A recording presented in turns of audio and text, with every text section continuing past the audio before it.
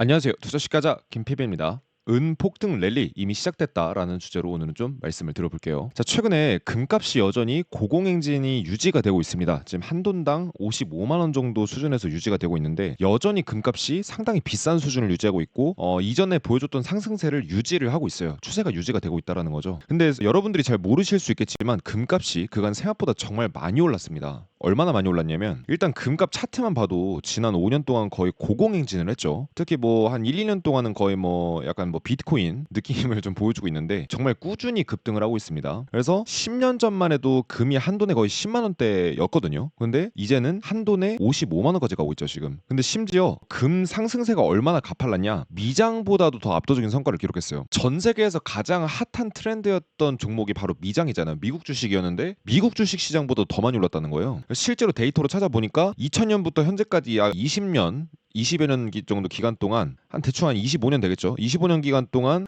상승률을 비교를 해봤더니 금은 1000%가 올랐습니다. 근데 S&P 500은 얼마나 올랐냐? 300%도 못 올랐어요. 20년 동안으로 봤을 때 주식보다 금이 훨씬 더 많이 올랐습니다. 이 정도면 차라리 주식 안 하고 금 투자하는 게 더 나은 수준이죠. 당연히 우리가 뭐 이제 엔비디아 같은 종목이나 팔란티어처럼 개별 종목을 잘 잡으면은 뭐 10배고 20배고 수익을 볼 수 있지만 우리가 그런 종목을 쉽게 저점에 찾기란 쉽지가 않죠. 근데 금 같은 경우는 그냥 사갖고 냅뒀더니 그냥 알아서 잘 오르더라, 이런 이제 상황이라는 거죠. 근데 그럼 이제 여기까지 이렇게 말씀드리면 이거 어쩌라고, 그래서 나는 못 샀잖아, 이렇게 이제 좀 한탄하실 수 있는 분들이 있는데, 만약에 요번에 이렇게 금이 올랐다는 게 더 확실한 기회가 온다라는 신호라고 보면 어떨까요? 되게 흥미로운 이제 얘기를 지금부터 드릴까 하는데, 금이 폭등한 다음에는 반드시 은이 폭등하는 시장이 오게 됩니다. 지난 두 번의 강세 랠리에서는 똑같은 이런 모습을 보여줘 왔는데, 금이랑 은의 가격을 비교를 해보면 금이 대세 상승을 할 때 은도 반드시 대세 상승이 나옵니다. 1970년 당시에 금이 한 20배 정도 떴었거든요. 근데 그때 당시에 은이 무려 36배가 폭등합니다. 여러분들 36배 수익이면요, 여러분들 이거는 주식시장에서도 이렇게 얻기가 정말 거의 불가능에 가까운 수익률이죠. 그리고 2000년 닷컴 버블 이후에도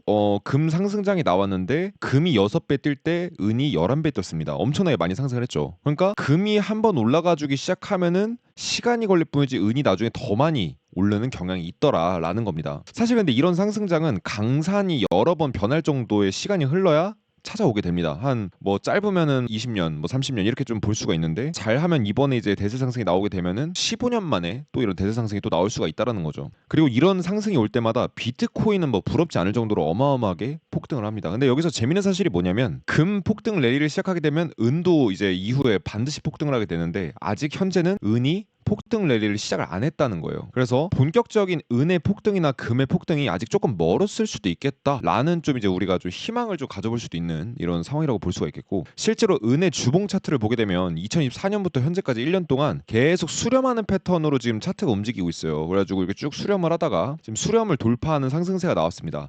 수렴 돌파는 여러분들 삼각 수렴으로 특히 돌파하게 되면 우리 차트 분석하시는 분들은 이게 굉장히 큰 상승이 임박했을 때 나오는 공통적인 신호로 봅니다. 왜 그러냐면 매수와 매도 세력이 치열하게 싸우다가 결국 한 방향으로 결론이 난 거다, 이렇게 좀 볼 수가 있거든요. 그래서 주봉상 강력하게 수렴 돌파가 나왔고, 어쩌면 금 대비 강세가 나오는 게 이제 시작일지도 모른다. 왜냐면 은이 아직 강세가 안 나왔잖아요. 근데 여기서 더 흥미로운 사실을 좀 더해보자면, 금이랑 주식을 우리가 한번 비교해 볼 수가 있는데, 이거는 원자재 분석하는 회사들에서 많이 이용하는 방법이에요. 그래서 세상의 돈들이 주식으로 갈 때도 있고 금으로 갈 때도 있습니다. 그래서 두 가지를 비교해 보면 지금 현재 금이 고평가된지 저평가된지를 알 수가 있는데, 지금 현재 금이랑 주식을 비교해봤을 때 상당히 낮은 수준에 속하죠. 상당히 저평가되어 있다는 겁니다. 미국 대공황 때나 이제 니프티 50 버블, 닷컴 버블 때처럼 주식 버블이 심각했던 때 이래로 가장 지금 저평가되어 있다라고 이제 데이터에서는 얘기를 하고 있고, 이 데이터뿐만 아니라 이와 비슷한 진짜 수십 가지의 데이터들이 있거든요. 다 보게 되면은 추세가 여기 있냐 뭐 여기 있냐 차이지, 다들 금이 좀 저평가되어 있는 것으로 보고 있기는 해요. 왜 그러냐? 그간 주식 시장이 너무나 고평가되어 있기 때문에 상대적으로 금 시장이 저평가되는 이런 상황이 만들어진 겁니다. 그렇게 많이 금이 올랐어요. 금이 지금 20년 동안 10배 올랐어요. 근데 여전히 금이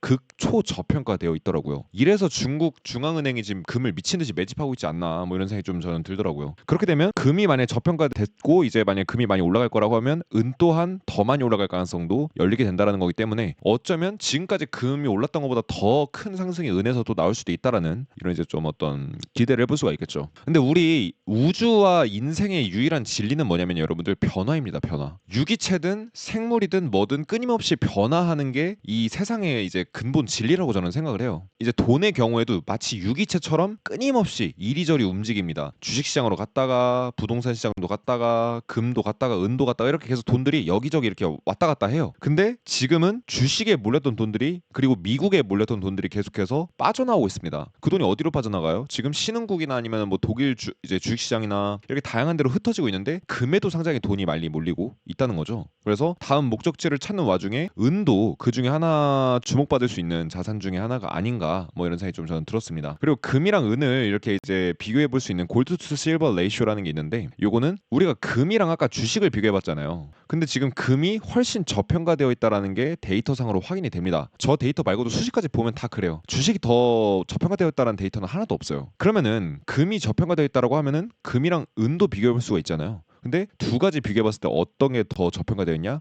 은이 훨씬 초저평가되어 있습니다. 최소 20년 만에 최저수준으로 저평가되어 있어요. 지금 골드 투 실버 레이쇼가 100포인트 정도 되는데 이게 무슨 얘기냐면은 금 한 덩어리가 은 100개 덩어리 정도 되는 이제 상황이라는 거예요. 근데 은이 고평가됐을 때는 금 한 덩어리에 은 한 30개 정도 됐었거든요. 그러니까 어떤 때 3, 40개였던 때도 있는데 지금 100개가 넘어간다라는 거는 상당히 이례적입니다. 그리고 역사적으로 이 정도로 이제 금이 고평가됐을 때는 은이 금에 비해서 5배가 성과가 더 많이 시작하는 경향이 있대요. 왜냐? 은이 더 저평가되어 있으니까 돈이 더 그쪽으로 몰리는 거예요, 장래에. 되게 흥미로운 데이터죠. 게다가 여기서 월가의 전문가들도 지금 이제 귀금속 투자, 은 투자 이런 것들을 적극 권장하고 있는데 부자 아빠 가난한 아빠라는 이제 책을 쓴 유명한 사람 있죠. 세계적인 베스트셀러 작가인데 로버트 기요사키 다 들어보셨을 거예요. 이 사람 같은 경우도 금, 은, 비트코인 이거 세 개를 계속 사라고 이제 계속 강조를 했습니다. 세 가지 다 올랐죠, 사실은. 그래서 사실은 금이랑 은은 우리가 자연에서 채취하는 거잖아요. 그래서 신의 화폐다. 이제 그 로버트 기요사키가 이렇게 얘기를 하고 비트코인은 대중이 만든 화폐다 이렇게 얘기를 합니다. 그래서 두 가지는 신뢰를 어느 정도 할 수 있는데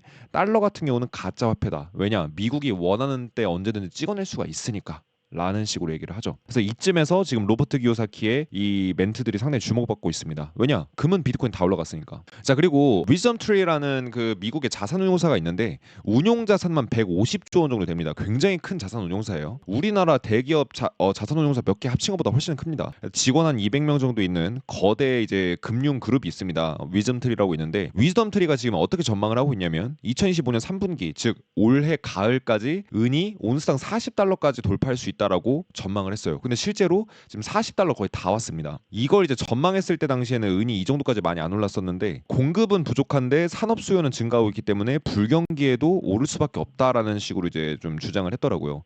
실제로 현재 온스당 35달러 정도 수준이기 때문에 좀 있으면 거의 목표가에 도달하게 됩니다. 자, 그래서 자, 저를 오래 보신 제가 어쨌든 유튜브를 6년 이상 했는데 저를 오래 보신 분들은 아시겠지만 이미 저는 2012년경부터 금이랑 은을 모아가실 것을 권유를 드렸습니다. 뭉텅이 돈 넣기는 조금 부담스럽지만 모아가시는 거는 괜찮다 이렇게 계속 말씀드려 왔는데 금이랑 은이 굉장히 많이 올랐잖아요. 그리고 지금 저는 아직도 여전히 똑같은 논리로 똑같은 주제로 같이 계속해서 말씀을 드리고 있습니다. 만약에 귀금속의 대세 상승 그 다음에 경제 위기가 함께 오고 있으면은 경제 위기가 왔을 때 금이랑 은이 크게 못 오를 수도 있어요. 올라가다 정체가 되거나 살짝 꺾일 수도 있는데 어차피 끝에는 귀금속 대세 상승이 오게 되면은 경제 위기가 지나고 나서도 크게 상승을 할 가능성이 높습니다. 그래서 위기 이후에 더 크게 가지 않을까 이런 생각이 좀 저는 들어요.